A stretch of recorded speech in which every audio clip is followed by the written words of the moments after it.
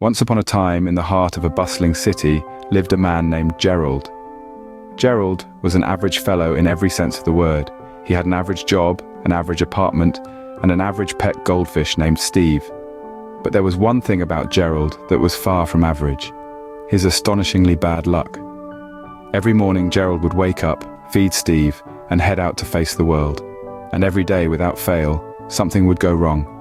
He'd spill coffee on his freshly ironed shirt, step in a puddle with his new shoes, or miss the bus by a mere second.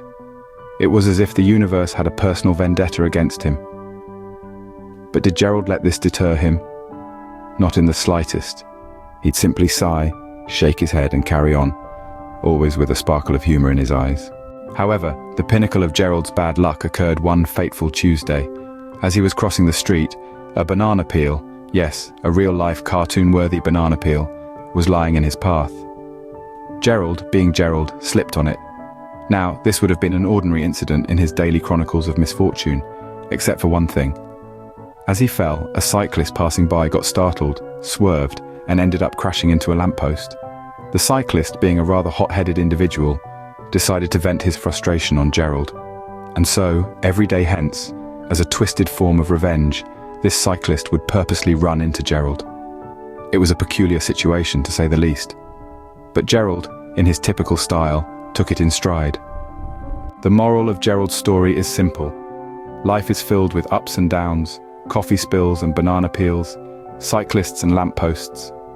It can often feel like a never-ending cycle of pain and misfortune. But if you can manage to find humor in your predicament, much like our friend Gerald, then you're already one step ahead. To sum up, Gerald's life can be seen as a humorously painful sitcom episode. But isn't that what life is sometimes?